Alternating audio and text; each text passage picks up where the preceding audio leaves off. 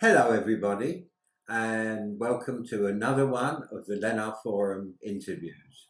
Today we have a special guest, Guido Parchi, who is a scientist working in Italy and has recently presented some very, very interesting work at ICCF 24 in California. And of course, my other guest here, Ruby Carat, and eventually all the members of LENR Forum will be able to see this interview.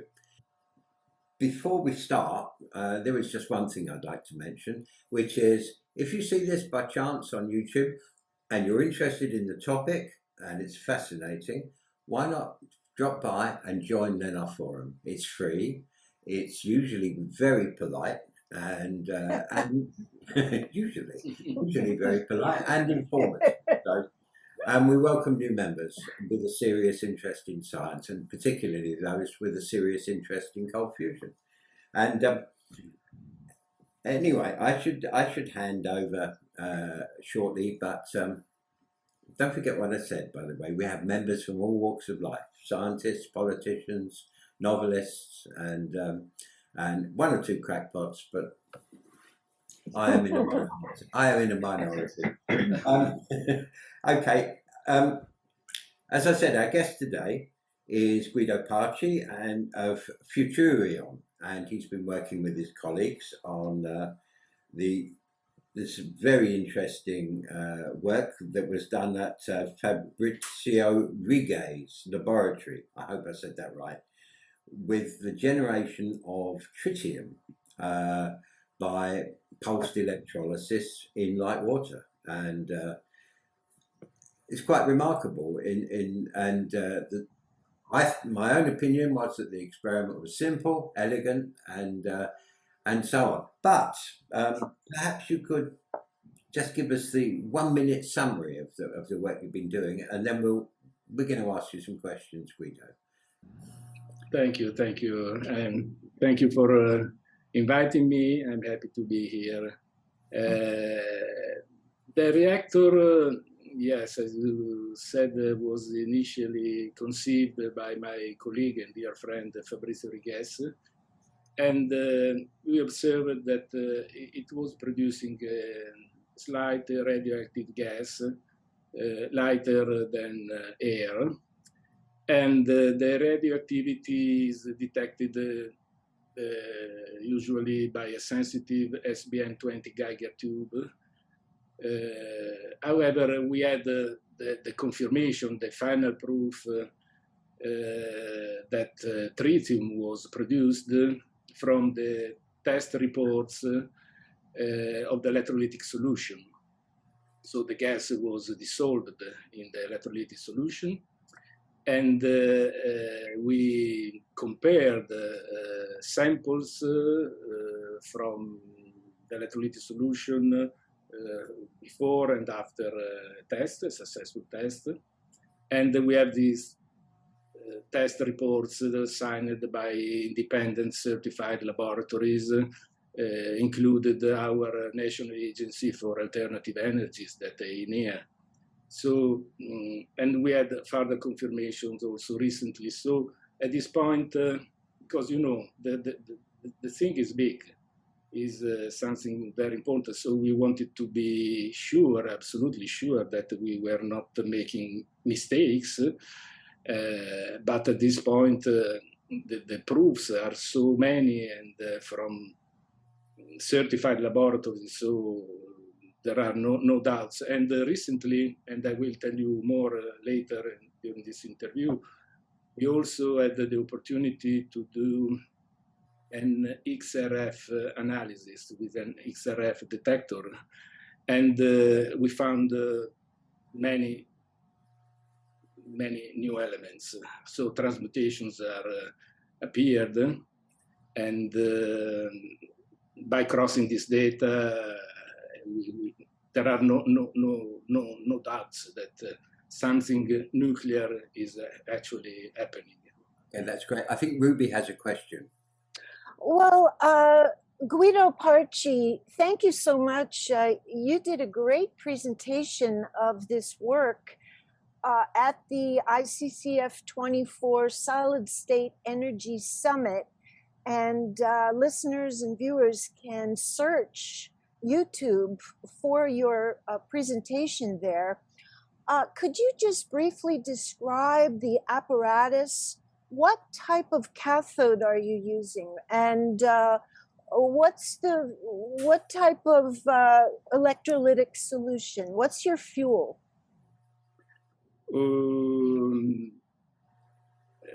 The cathode is normal nickel plate. However, we have treated this plate both mechanically and chemically. And in this kind of treatment, we were inspired by a patent from Brian Iron. It's an old patent, but this scientist, I think, is never mentioned enough. But he was really ahead, because this patent was released in the 1995, probably, if I remember well. And he had very, very good intuitions, let's say, that are... and so we were inspired by that patent for the treatment of the nickel wire. So pulses are not sufficient, even if they are a necessary condition, the kind of pulses, but there are obviously also other factors, let's say, that contribute to the result, the final result. So you're using light water and nickel. Yeah, exactly. As you know, tritium was detected also in the past by other reputed scientists, even if they were mainly using heavy water. These experiments were often difficult to reproduce. The most evident innovation with this electrolytic cell is the use of pulses and pure light water. Now we no longer use an electrolyte in this now. And currently, after hundreds of experiments, also reproducibility is no longer an issue. Reproducibility has been for several decades the first major obstacle for a widespread acceptance of the existence of low-energy nuclear reactions among the scientific community, as you know. And so a simple experiment capable of reproducibly generating elements or isotopes not normally present in nature, as tritium, is really, I think, irrefutable proof of the possibility of low-energy nuclear transmutations. And it's important to remember that what Storms and Talcott wrote in their 1990 paper, which was entitled "The Electrolytic Tritium Production." He said that tritium appears to be the least ambiguous and most easily measured product of the cold fusion effect. And Storm is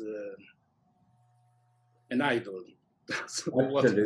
I think it's interesting, by the way, you talk about the pre-treatment of the nickel. I've read the Brian Ahern patent, and your colleague Giorgio Vassallo pointed it.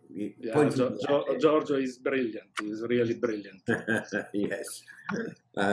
And of course, Ed Storms, who you just mentioned, he also has found interesting ways of treating the palladium that he's using by annealing and rolling and sintering powders and so on. It's become for him an exercise in metallurgy as much as it is in electrochemistry or indeed any other kind of chemistry. And I see a similarity there between Ed's current strand of work and your own. Yeah. But the fact that you're using nickel and light water makes this very accessible in terms of replication. And I do believe that you have there are other laboratories replicating your work? Not yet. Not yet, because we don't have the time. So at the moment we are so involved in improving the technology, and we are also developing other research projects in parallel. So we are only a few people, and our 24 hours, it would be important to have a confirmation from another laboratory. Okay, we will do that probably next year. We can easily replicate the experiment also at our lab in Rome at the future on. Now Fabrizio's lab is in Belluno, so it's a different organization, let's say, but we can easily replicate the experiment in Rome, because the setup can be conveniently transported by car. Is not something so special. And Guido, I have a question. You reported seeing some heat after death. Can you talk about the heat generation, and have you been able to determine any type of energy balance there? Yeah, we haven't done any energy balance yet, both for practical reasons. So the problem with time, we don't have time to do anything, and because the development work, takes a lot of time. And during the last 12 months, the team has been concentrated on improving the reactor reliability. So currently, the reproducibility of the experiment for us is no longer an issue, and also the tritium production rate with pure water only is now very efficient. So the results that we had with this XRF analysis recently allows us to have the confirmation that also other nuclear transmutation occurred during the experiment. Just to make an example, that we found several new elements on the surface of the nickel electrodes, mainly aluminum and phosphorus, but also iron, and even an heavy element like bismuth, which was really unexpected, because such an heavy element... I didn't catch that one, Guido, sorry. The heavy element was? Bismuth. Oh, I don't know how to say in English. Bismuth. Okay, sorry, my English is okay. Really... Grazie. Prego. And but we need to have further confirmation, because this element is too heavy, and it's difficult to imagine where does it come from. Even if Iwamura reported several times the formation of heavy elements during his experiments, so it's not the first time. It would be not the first time. And for that, since we don't have this sophisticated equipment for doing analysis, we are now evaluating the possibility to start a multidisciplinary collaboration with the CleanHME Project to understand what kind of nuclear processes lead to the formation of such elements. That would be extremely important, and after that, I think we can start thinking seriously to design an LENR reactor that could produce usable energy. But this will be. I think we should wait to better understand what's actually happening inside. That's right. Yeah, sure. It's very hard to sell a commercial product if you don't know how it works. Yeah, that's exactly. That's the point. Yeah, sure. The production of tritium itself is of course very commercial. I think the current price of tritium is $35,000 a gram. So, Yes. but you need a lot of tritium to make a gram. We are not thinking at that at the moment, but even because we don't know the production rate. So we have traces, we have, yes, we are detecting tritium, but I don't know if the reaction rate is enough to start thinking at the industrial production of tritium. That's right. Other people who've made tritium actually in experiments, I'm thinking of Mel Miles in some of his early experiments when he was making tritium, he also found that if he started with tritiated water, yeah, then there will be a lot of tritium was produced. But if he started, and that was with a small percentage of tritium, yeah, then he would make more tritium. If he started off with water with a lot of tritium in it, the tritium level would be reduced, which kind of suggests there might be some natural cap to how much tritium that you could that could be produced. You know, that maybe the reaction starts to change, but it's a fascinating business. By the way, for those that don't know, XRF is X-ray fluorescence, and it's a technique where you shoot a beam of X-rays at a target, and you look at the bounce back. You look at what happens when the X-rays hit the atoms, and each one produces a distinct and particular echo. So you can separate and identify and separate out different elements very readily, and it's an accurate technique too. Sorry. Would you like to see the pictures of the screen from the XRF analyzer? Very much. Maybe I thought that this could be interesting. Let me find it.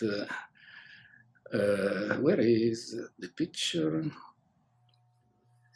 I'll just say, according to Dr. Storms, the amount of tritium being made is going to be a function of the amount of deuterium and light hydrogen, because those, according to him.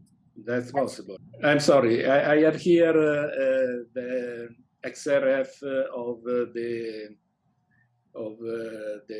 cathode. That looks like where you started, I suspect. Before the analysis, before successful test. Yeah. And I want to change the slide now. I can find a way to show. Okay, here it is. And here is the analysis after one of the last. Let me go to the beginning. Okay, this is a long list of new elements. You see, there is a lot of aluminum. A lot. A lot of aluminum. That nickel really disappeared. Yeah, that looks like, but probably this is only on the surface, on a very thin layer. Right at the top. Then you see bismuth, iron, phosphorus, silicon, and then lead, zinc, selenium. So traces, but. Okay, we need to have further confirmations, but you see, there are a lot of new elements. Indeed, there are. Yeah. Now, you're going to be looking at this through the HME project. Is that what you said? That they're going to be part of this? We would. We are evaluating a cooperation because there are. Several important institutions involved in the project, and the equipment that they have is extraordinary, and so this would allow us to go much faster in understanding what's actually happening. And I know that the partners of the CleanHME project would be very, very happy to join the forces.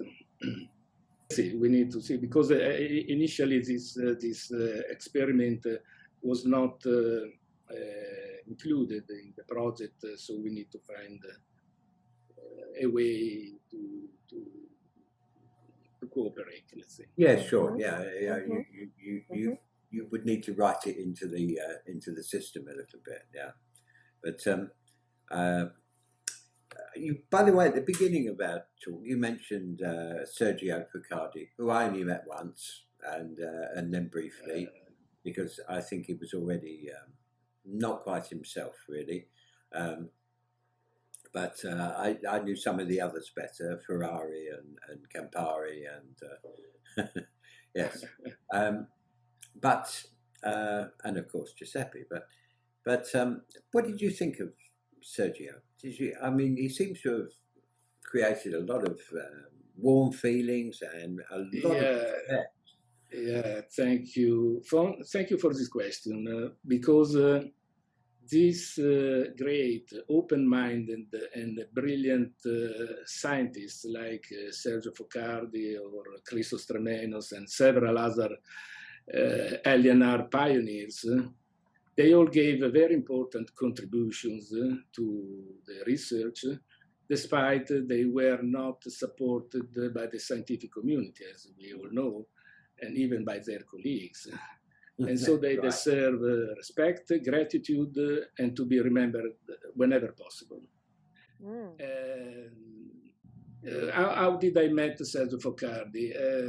As you know, I'm an environmental and energy engineer. So when one makes the choice to become an environmental engineer, this usually reflects a mental attitude to love for nature, the will to contribute to restore the environment, and in general to do something good for the society. This is the biggest ambition, but then life. And we do what we can. We do what we can. In 2012,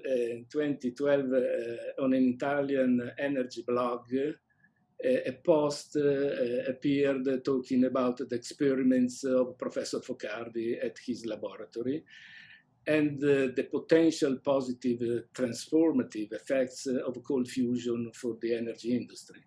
So I was very impressed by this perspective and immediately decided that I wanted to know more. So I started studying the available literature. And a few weeks later, the Order of the Engineers of the province of Bologna organized a conference where the speaker was Sergio Focardi. And the subject of the conference was more or less, don't have the detail now, but cold fusion, state of the art and perspective of the research. Obviously, I ran to the conference, and while Focardi was talking, I couldn't stop listening to the amazing results of his experiments. You know, when you see and listen to a person, you also perceive messages arriving from his body language. So the intellectual honesty and the enthusiasm showed by Sergio Focardi while he was talking about the results of his experiments, where many new elements other than nickel and copper had been found in the fuel, had been the trigger that led me to decide to get involved in this kind of research. And after meeting Sergio Focardi at the conference, I discovered that cold fusion was not just a romantic dream of some crazy scientist, but a complex phenomenon based on low-energy nuclear transmutations, whose understanding and development had been blocked for more than 20 years at that time. Now are 30 and more. So later in 2013, I had the opportunity to meet another pioneer LENR scientist, Professor Christos Stremmenos.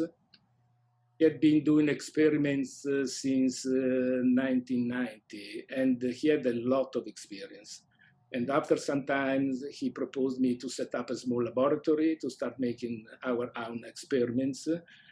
And that was fantastic. So at that time, I had only basic knowledge of nuclear physics, and I'm so grateful to Professor Stremmenos because he taught me so many things about LENR.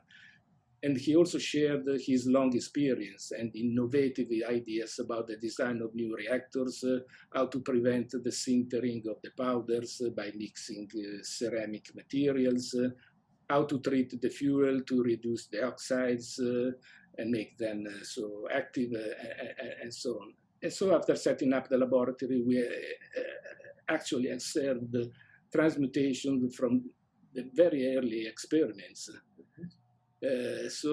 However, since no significant heat excesses were detected at the beginning, we did not consider that such a successful result, because other laboratories were claiming better results in terms of energy excesses. But we continued doing experiments with Professor Stremmenos, even with nice results, but always with short-lasting anomalous heat effects. Until 2016, when a reactor exploded because of a human error. Fortunately, nobody was injured, but this event was a red flag that brought our attention to our safety. And so then this event and the lack of funding led us to the decision to suspend experiments. And later, we joined the team of Ugo Bundo in Rome. Ugo was the founder and the leader of the Open Power Research Association. They had a well-equipped laboratory, and so later in 2019, we jointly founded the Futuron, the company that is currently participating to the CleanHME project. Unfortunately, Professor Stremmenos passed away the same year, 2019, without seeing his dream of giving humanity a new, safe, affordable energy source based on LENR come true. He was a charming and a very, you didn't meet him, of course, Ruby, different country, different era, but Christos Stremmenos was like your favorite uncle. Puffing on his pipe, smoking his pipe and so on, yes. Can you see the picture? Here they are, Sergio Focardi and Christos Stremmenos. That's right, yes. It's a low resolution picture that I have, but I hope you can see it then. No, we can see it. We can see it. Thank you. Thank you so much, Guido Parchi, for your work. You've just had a tremendous journey, and it's so great to hear about this success with your colleagues as well, Giorgio Vassallo and Fabrizio Riguez as well. And thanks for that history lesson too. That was great to hear about Sergio Focardi, inspiration on you. I want to remind everybody they can see this presentation you did about this work in detail at the ICCF 24 Solid State Energy Summit YouTube page. Just search Guido Parchi and you'll find this presentation there. In closing, how do people learn more about your work? Is there any contact info you want to give beyond videos?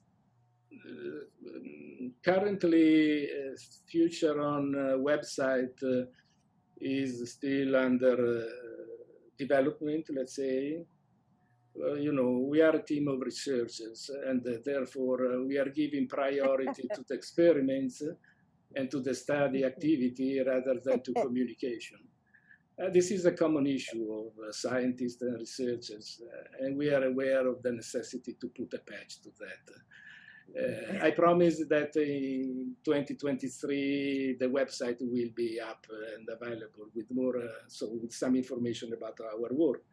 However, there is the CleanHME Project website that is in some way making a summary of the activities that we are doing. So what we are doing essentially is developing the CleanHME project. We are fully concentrated and involved in this fantastic project with this multidisciplinary team cooperating and growing. Also the friendship among the different members is growing. We are sharing knowledge, ideas. It's really a great experience, Mm. They are an LENR football team, Ruby. Yeah. Oh, this is such great news. Go It's score a great goal. to hear. Mm. Well, Really. I think we've come to the end of our time slot now, and as Ruby said, thank you so much, Guido. It's been a real pleasure to talk to you, and we look forward to hearing more about your work and to the further success of the project, because I just love the fact that you're not dealing with, you know, very expensive materials and so on, expensive equipment. This is the nature of the work, yeah. And but the basic science is very simple cookery, and I love it. The hardest thing is the power source and getting the pulses right, of course, and the pre-treatment, but you know, we can leave you the secrets. Yeah, thank you very much. Thank you so much for nice words, really. Thank you.